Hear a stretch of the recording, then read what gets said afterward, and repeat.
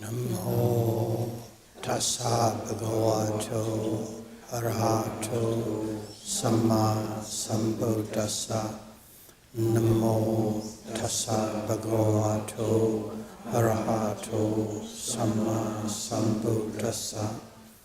Namo tassa bhagavato arahato samma sambuddhassa.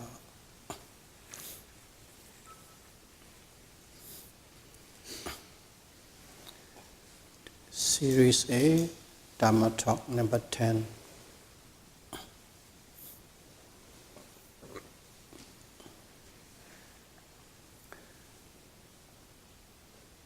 Last Dhamma Talk was with regard to how to practice respectfully and penetratively. And in there, we dealt quite a few points how to. Basically, things that you need to do, how to deepen your practice.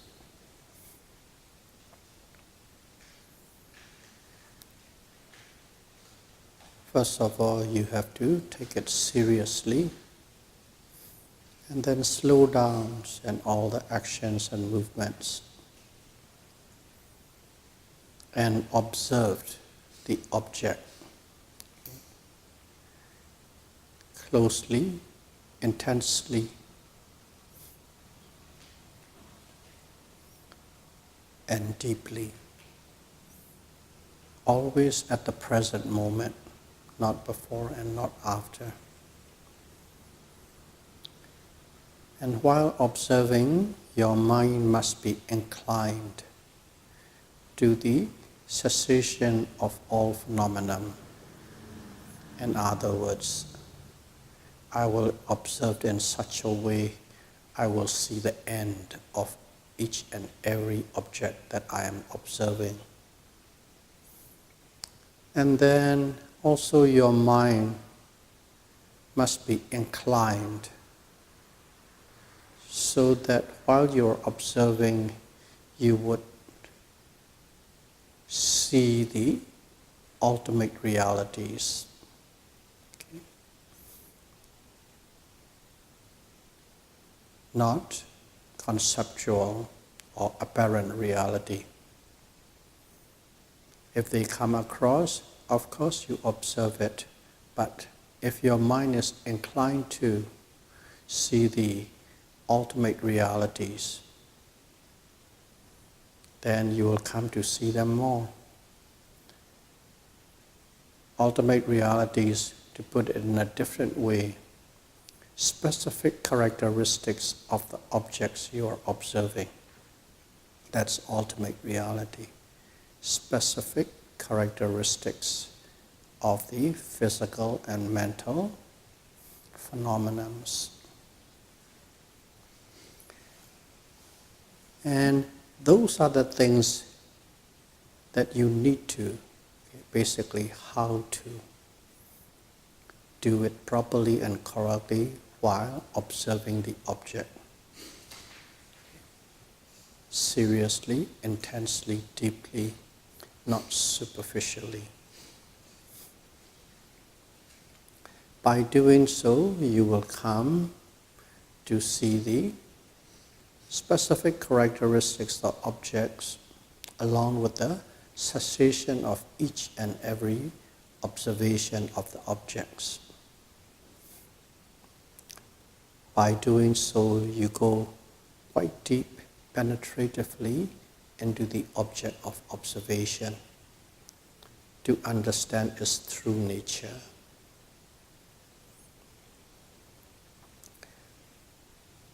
And first and foremost, while we are observing, it is the rising and falling, lifting, pushing, dropping, touching, pressing, and so on. They are more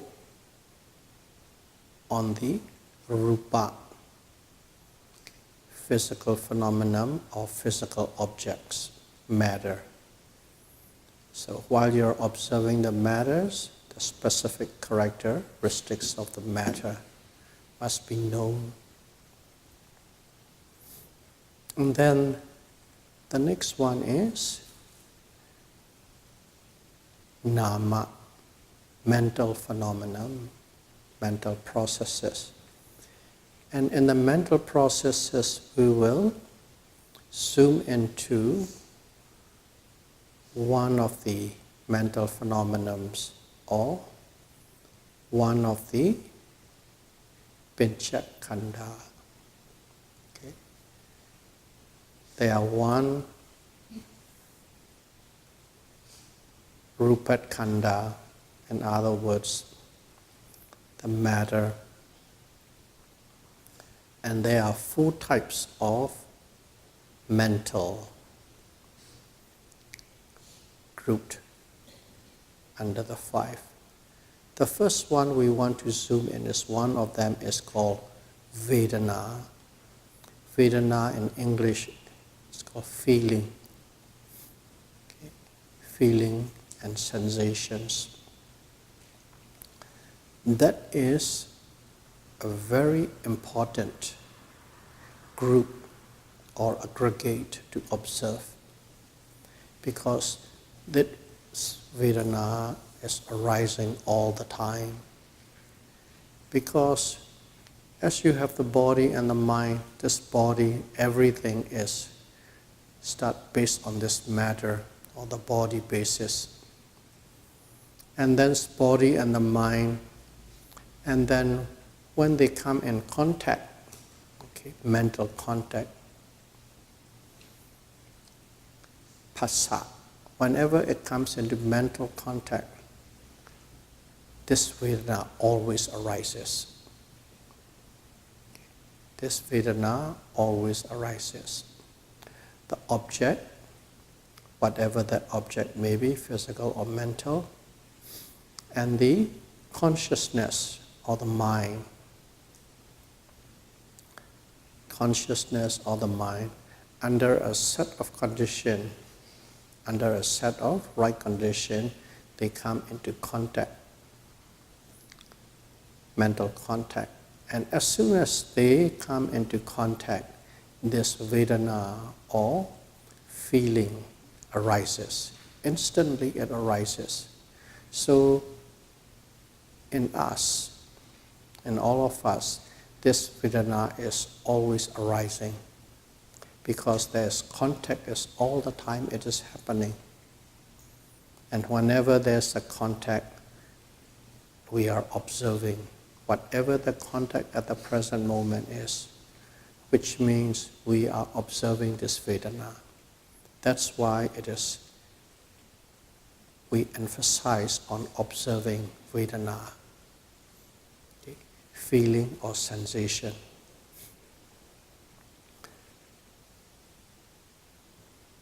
Because it is arising all the time. And there are 3 types of feelings. One is a pleasant feeling, one is unpleasant feeling, and one is neutral feeling. Whenever a contact arises, one of the 3 arises in you. You feel pleasant, you feel unpleasant, you feel neither pleasant or unpleasant. These 3. Okay. Pleasant feeling, sukha vedana. Unpleasant feeling, dukkha vedana. And neutral feeling, okay, upekkha vedana. 3. These 3, if you look at into the Buddhist teaching and in the scriptures, they are presented in such a order: pleasant, unpleasant, and neutral. Pleasant, unpleasant, and neutral. That is the way you will see in the scripture. Because if we look at ourselves always, okay, we always like to feel or with pleasant feeling. We don't want to be with unpleasant feeling. Neutral feeling is we don't really care, we ignore it. We must ignore it because we don't know. These kind of nature arises. And because of the conditioning process, even if there's an unpleasant feeling, we try to sweep it under the rug, or we try to destroy, or we try to eliminate it, and we always try to focus on the pleasant feeling. And with the pleasant feeling in the mind, we try to suppress the unpleasant feeling. And because of that, we always try to think, oh, life. And we cling onto the pleasantness. We follow pleasantness, we search for pleasantness, we grasp for pleasantness, and we eliminate unpleasantness. That's why when it's Buddhist in teaching practice, always deal with pleasant first, because that we are always following. Okay. Consciously, purposely, unpleasant is swept under the rug, and neutral feeling in the scriptures. But we are practicing this Satipatthana Vipassana meditation. And when we practice this meditation, specifically this Satipatthana Vipassana or pure Vipassana meditation, the experience you come to have is first and foremost is unpleasant feeling. Dukkha Vedana, you come to experience that. And through that, next one is pleasant feeling. And finally, we deal with the neutral feeling. That is how we experience these Vedana. We always come across with the unpleasant one first, and then pleasant, and then neutral, neither pleasant nor unpleasant, in practice of pure Vipassana. And it is the key component of our existence, Vedana. We must understand it. Okay? We must understand it exactly what these are about. And when we say understanding, we are not talking about theoretical understanding.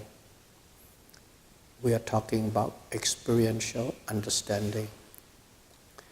To understand experientially, we have to face it. Okay?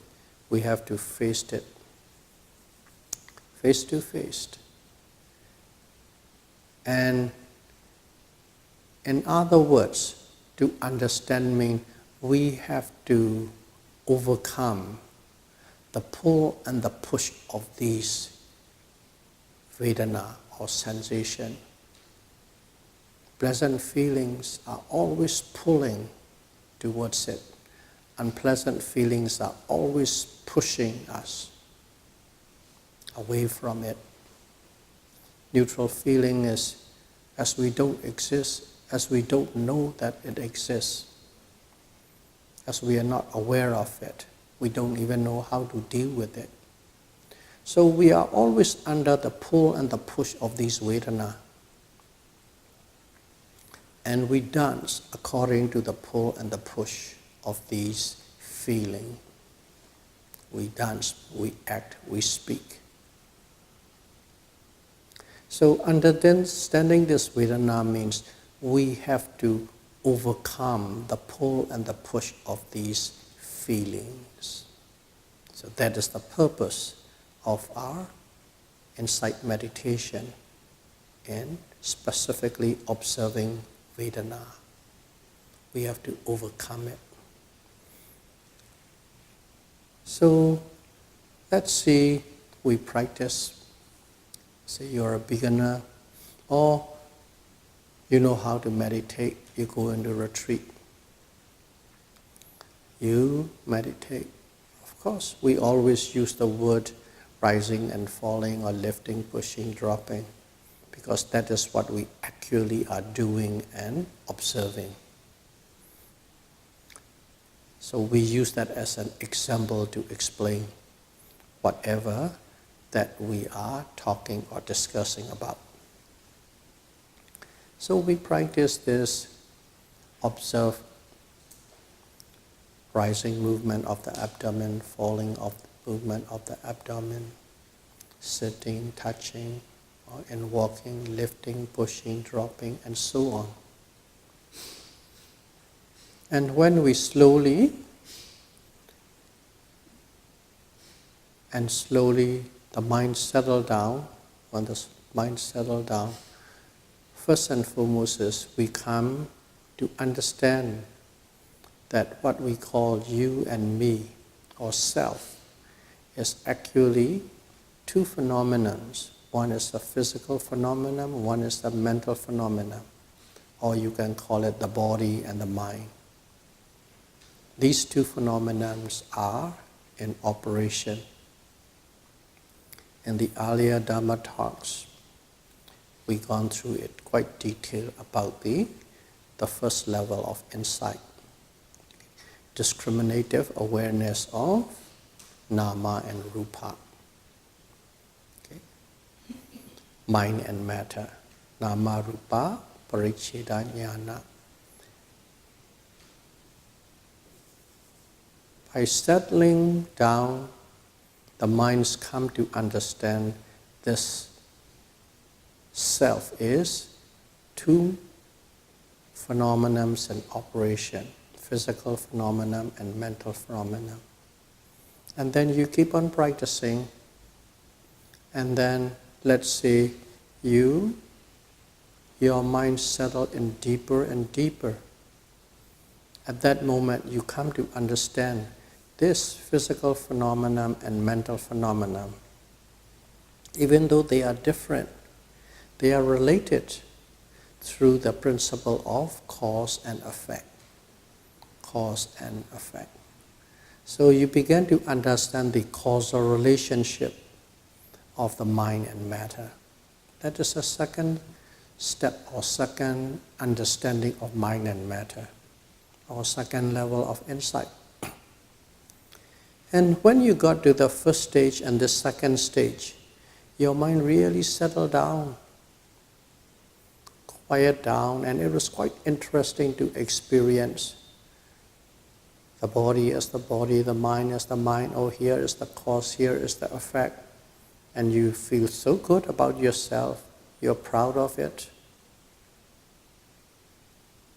And you even felt like you're very close to nirvana, because the mind quiet down, settle down, and all your daily neuroses and chaos really seem to drop away. And then you're practicing, and suddenly what happened is all these experience and the mind quieting down and feeling good suddenly seem to be disturbed. What it means is, you think you're doing so well and so good, and suddenly you cannot really focus, you cannot be properly mindful, and you cannot concentrate. Suddenly that stage come in. And that stage come in, we always thought, okay, what is happening? God, it was doing so good, and now suddenly it's bad.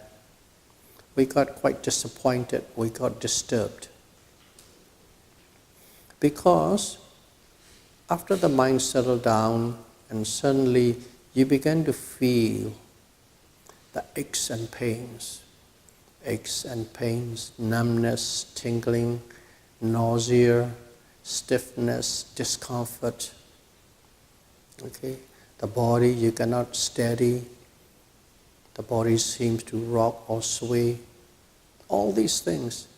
Before you were simply observing, rising and falling and so on and so steady, and suddenly all these many factors of disagreeable factors, all these unpleasant feeling arises. Okay? Like we are talking like this, unpleasant feeling arises. But in reality, while you are sitting in your meditation, it is just that, wow, I came here to meditate and then it just ruined. That is how your mind perceived it. It's really bad, it's ruined. And just dealing with all these unpleasant sensations. That's how one perceived. And at that time, if you are with the meditation teacher, the teacher will guide you through it.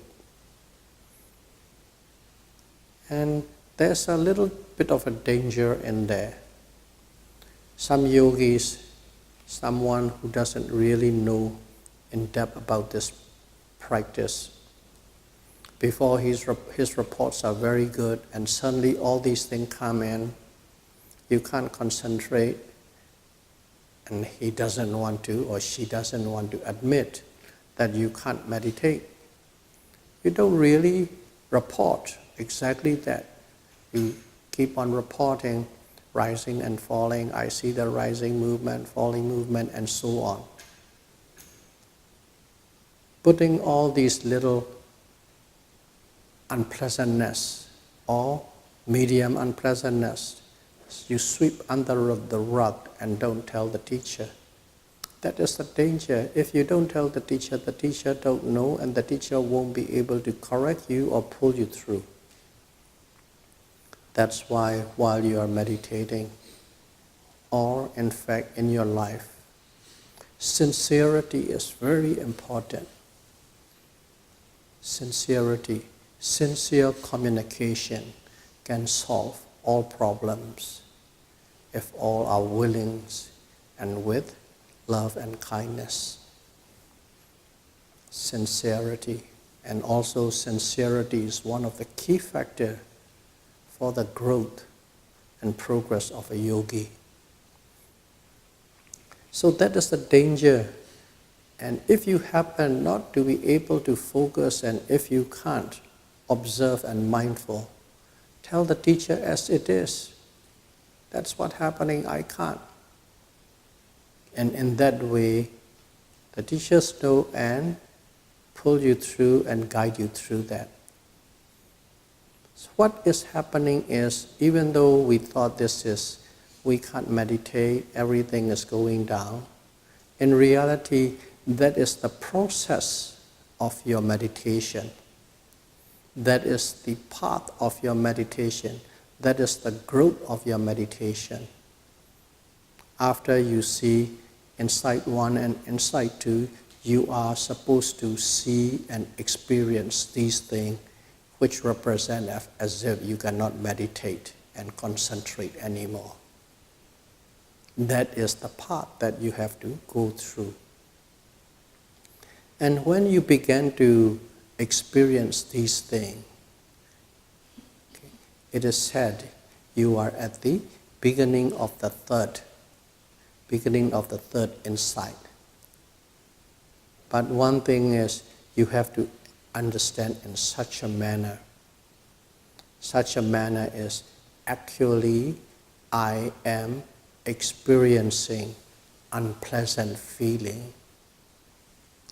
If you put it with precision, all these things are, I am experiencing unpleasant feeling, which is the part of this meditation process.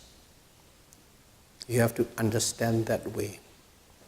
And if you understand that way, what happened was, automatically your original instruction come back to your mind.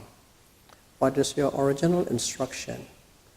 A yogi must observe any and all objects, whatever is arising at the present moment. That little instruction kick in. And when that instruction kick in, and you suddenly realize, my job is to observe this unpleasant feeling, this tingling, this numbness, this tightness, this pain. All these things, that is what I am supposed to be doing. And as soon as you understand that this is a part of the process you are going in, you have more courage and you have more energy to look at that unpleasant feelings. And if you don't understand that way, you will be going round and round and even discouraged. And there are some yogis who actually leave the retreat. I'm not saying that yogis here are, because the yogis here already understood the process. But there are some time who just jump in green and go to retreat. That's what happened. So you start observing these unpleasant feelings. Okay, what are these unpleasant feelings? Everybody experience. Some within 10 minutes from sitting, 20 minutes, some 30 minutes, some 50 minutes. These kind of pains, aches and pains. Okay, numbness, tightness, all different kind of unpleasant nature of pain. So these unpleasant feeling, let's call it painful sensation. Unpleasant feels a proper wording. Let's call it painful sensation. All different forms of painful sensations are experienced. And at that time, what do? Normally, our whole life conditioning, the habit of the whole life conditioning, automatically took over. What it is? Painful sensation come in, you want to eliminate it. You want to eliminate it, you want to make it disappear. And the easiest way to eliminate and make it disappear is what? You adjust your position, your sitting position. By adjusting your sitting position, it goes away. That is, our life conditioning process kicks in and we automatically do it. And in here, we must not follow our conditioned habit, which is adjusting to eliminate it. You must not move to eliminate it.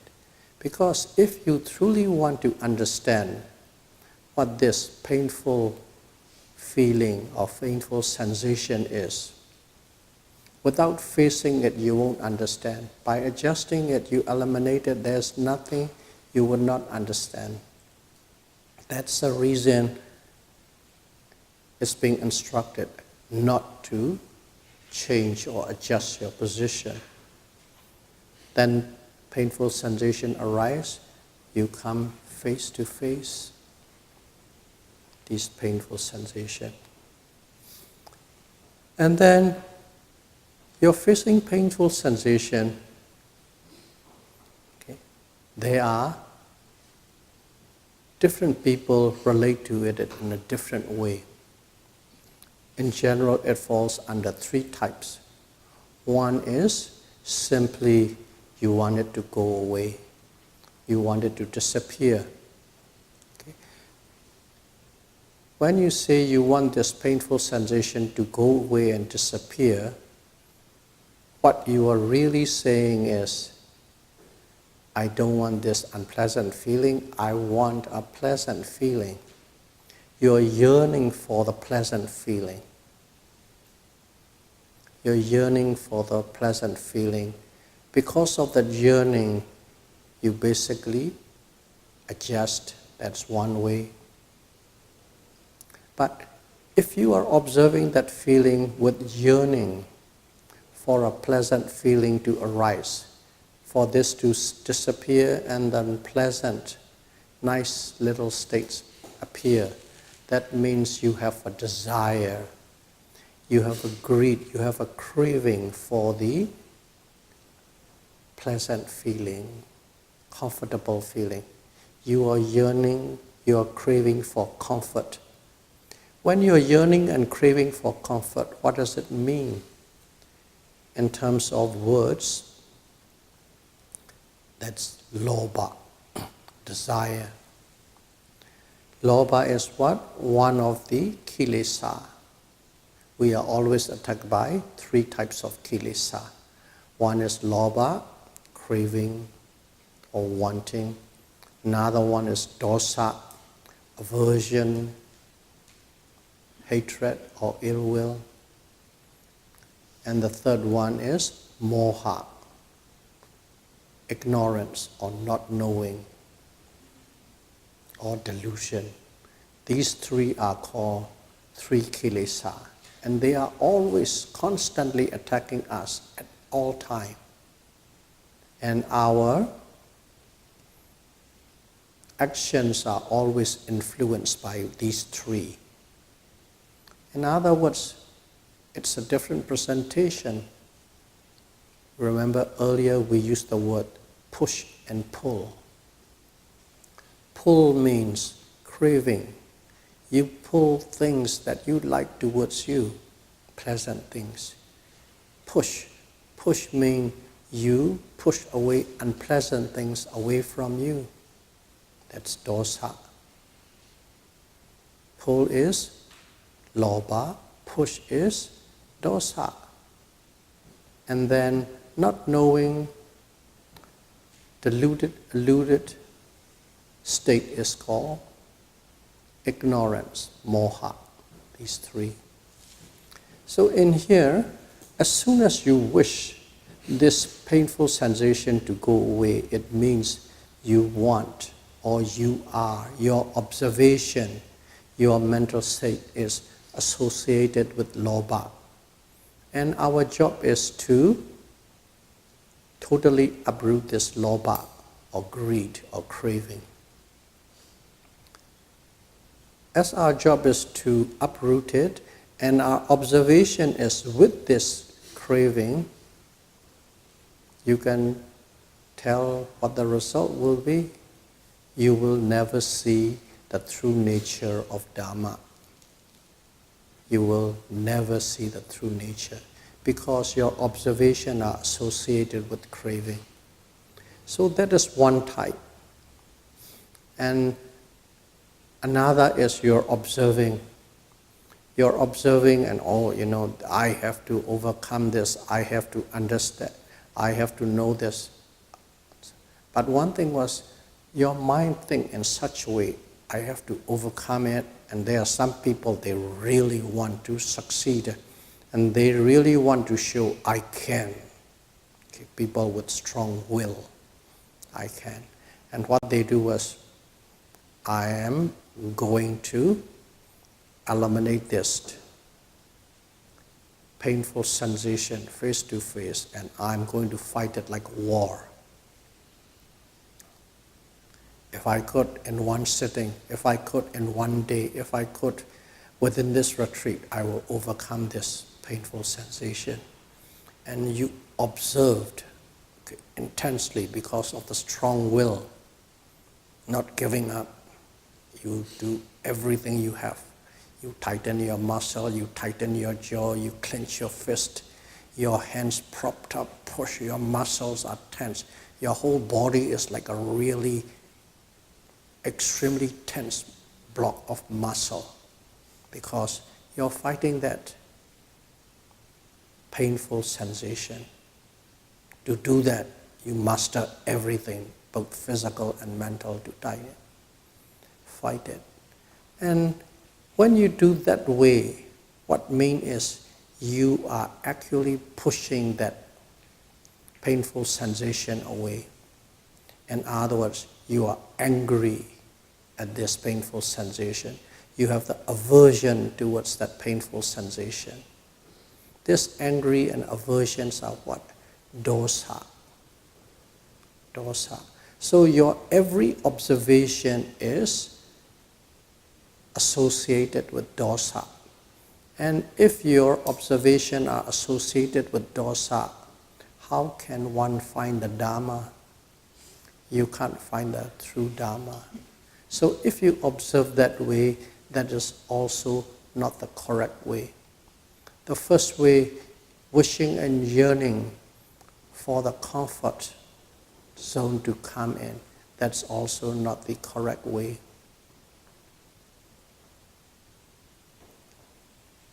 And then what is the right way? The right way is, I'm going to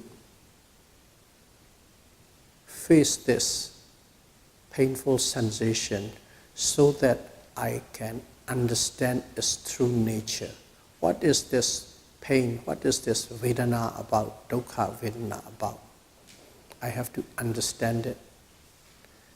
Just like a student has a math problem, don't know how to do it, but once he knows how to do it, all the method and techniques and answer are there. Once you know the system, once you know the formula, it is not a problem anymore. Just like that, when you understand the nature, the true nature of this painful sensation, you won't have any problem with this painful sensation anymore. So that is the attitude one must bear. I'm going to face this, I'm going to see this through so that I understand what this pain is about. And with that in mind, one have to observe this painful sensation. Of course, you have the right attitude now. What it just means is you put yourself on a right attitude towards the observation of the painful sensation. And once you got the right attitude, you observe. Attitude is one thing, facing the pain is another thing. Just having the right attitude doesn't mean that you can take or you can face the pain. That painful sensation is still painful and is still torturing you. It's still torturing you. It's still making you really uncomfortable. So in there, the yogi needs another tool. That other tool is one must bear patience and tolerance. Patience means khanti in Pali. Patience and tolerance. Okay, I will bear this pain throughout. I'll be patient with the pain. I will tolerate the pain so that I can see this pain, so that I can understand this pain. You need that too, patience and tolerance. First of all, the right attitude. I'm observing it to understand. Secondly, you need a few tools to support you to go through that difficult time of painful sensation. And with that tool, you observe. Okay. And here, I will jump and say one thing. Everything is what? You are experiencing unpleasant sensation. In other words, you are in great pain. In other words, you are suffering. You are suffering.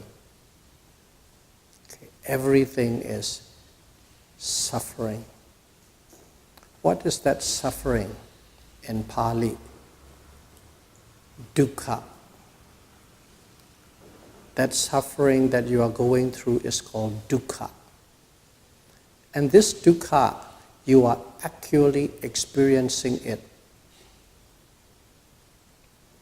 You are actually experiencing it.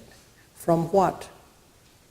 From this body and also from this Vedana, one of the mind, one of the mental state. These are the one that is producing dukkha Vedana. Dukkha.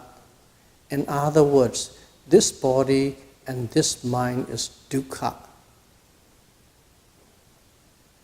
In other words, that is the noble truth of suffering, dukkha sissa. You are first-hand experiencing it. Of course, you don't see that way, but you have to understand that way. All these things you are experiencing the first noble truth the Buddhas taught us. Dukkha sissa, the noble truth of suffering. You are experiencing that noble truth firsthand. That's what's happening. But at that moment, you don't think that way. But all these experiences are telling you loud and clear, Nama and Rupa is suffering. Nama and Rupa is suffering. Your mind and your body is suffering. They are the truth, the noble truth of suffering, dukkha sissa. That is what it's saying. So in here, I just try to pull aside and show you what is happening in terms of scripture, in terms of the teaching of the Buddha. You observe now with patience and tolerance, and then you start looking at the pain in such a way, just in case there might be, where is the pain? Is it in your knee, or in your back, or the ankle, or where is it? Is it in the bones, in the joints, in the skins, or in the bone marrows? Where is it? Okay. In other words, you give yourself an assignment where that pain could be. You look, and if you look at it, you will discover it. It is neither in the skin or in the bone or anywhere, but we think it is at the knee or at the back or upper back or neck, that kind of thing we think.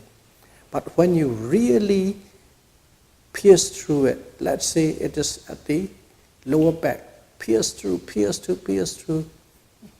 and you cannot really locate the pain in your lower back if you really zoom in. But in general, because that's a locality where you are feeling, oh, I have a back pain. But when you really pierce through, you cannot feel its locality. You cannot grab hold of it. So where? And then you look at the pain. Okay, what type of pains? Okay. And then you look into pain. And there are so many types. We have defined it. Okay. Poking pain, piercing pain, pins and needle, grabbing pain. You begin to feel they present it with many different characteristics of pains. So pain is not just simply a pain. There are so many little variations and characteristics. And in other words, you are actually probing the pain, investigating the pain. And then look fiercely into the pain, right at the knee. And then you suddenly understand there's a tingling, there's a vibration, and then the pain increase and increase and increase. But you don't turn your face around from that locality where you think the knee pain is. You just stare it with the mind eye, and then you begin to see all these vibrations and painful sensations like increase and decrease and increase and decrease. And suddenly, from there, there's nothing. But you didn't see that it is nothing because there's the pain at the back comes in and you are not aware of the pain at the knee. It goes to the back. From the back, it goes to the ankle. From the ankle, it goes to the neck. It's all jumping around. It's not in one place. These kind of things comes into understanding. So in here you are starting to understand what pain is. And while you are doing that, what is happening is you think you are in pain, you think you cannot concentrate, you think you cannot meditate. Okay. I am meditating, and here I can't meditate because of the pain. You are dead wrong. Actually, you are meditating. Not only that you are meditating, you are developing one of the mental factors that you are supposed to develop intensely. Okay? You think you cannot meditate. You think you cannot concentrate because the pains at the knee, pains at the back, pains at the calf, pain. But as long as you are not turning your face away, turn away, and following wherever the pain is, every moment you are with the pain, every moment you are with the pain, but you don't feel like you are concentrating. But that is the true representation in action. That's the true representation to understand what Khanika Samadhi, momentary concentration, is about. We talk about momentary concentration so many times. Do you truly understand experientially that what it is? This pain that you're observing with all different variation, all different textures, and all different places, intensity rise up and down. You don't turn away, you are following it with patience and tolerance. Every moment, okay, every nanosecond, every little present moment, you are with it, you are with it, you are with it. In other words, whenever you are with it, at that moment there's an enormous amount of concentration goes in. Without that concentration, you cannot take it.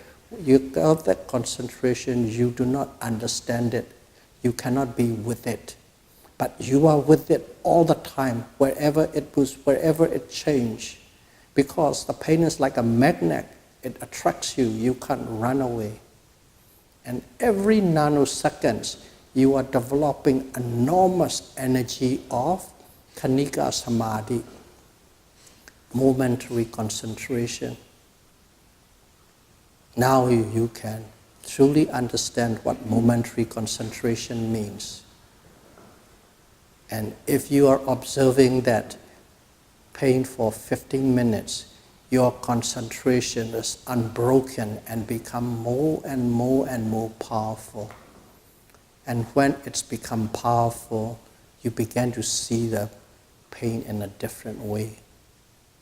Before the pain is there, you are saying, pain, oh, the knees, pain.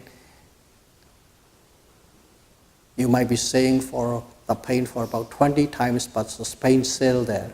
It changes texture, it changes intensity.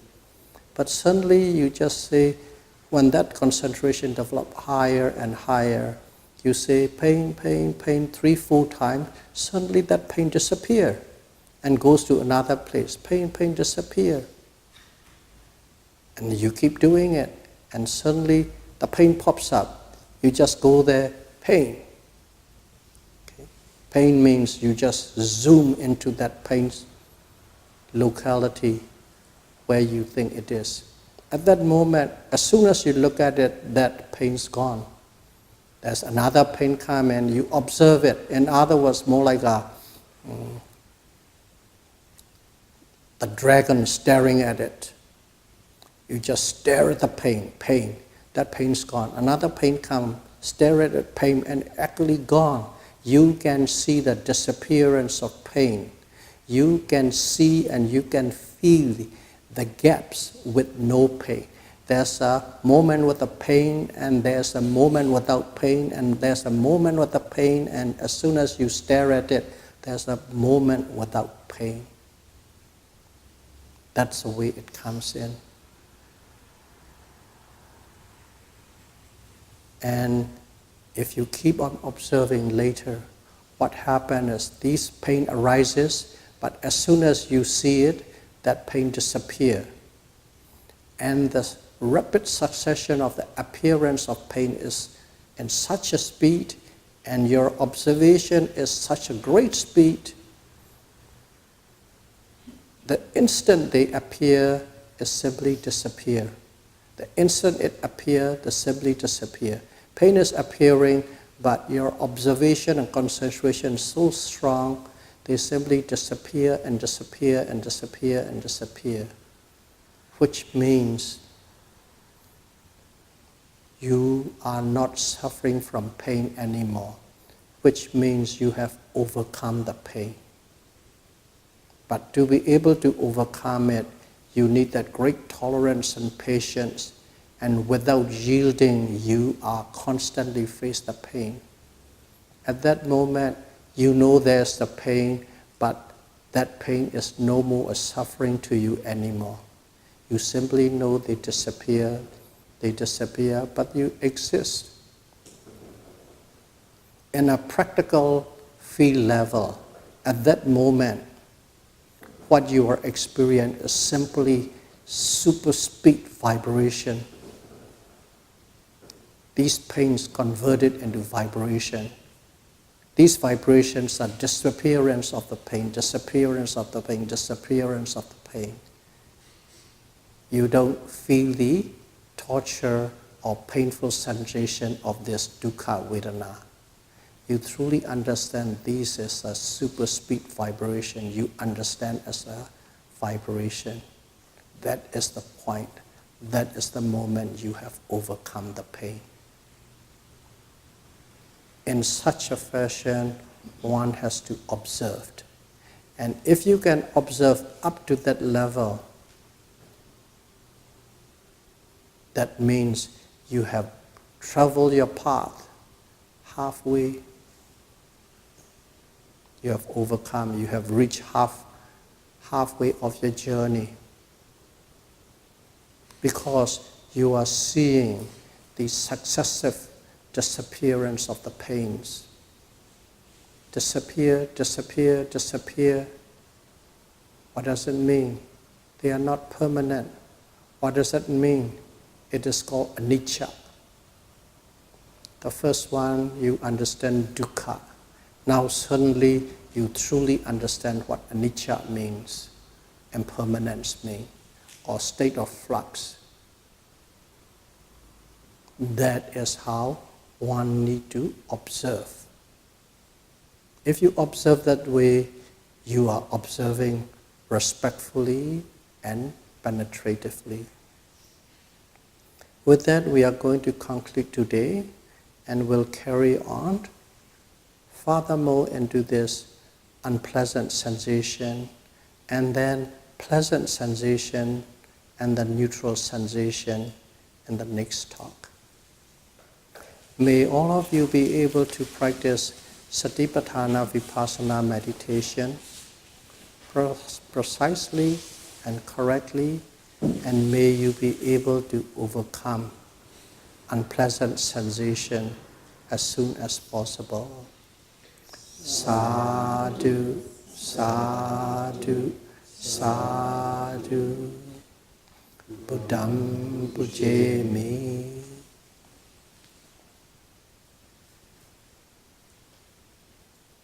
Dhammam pujemi.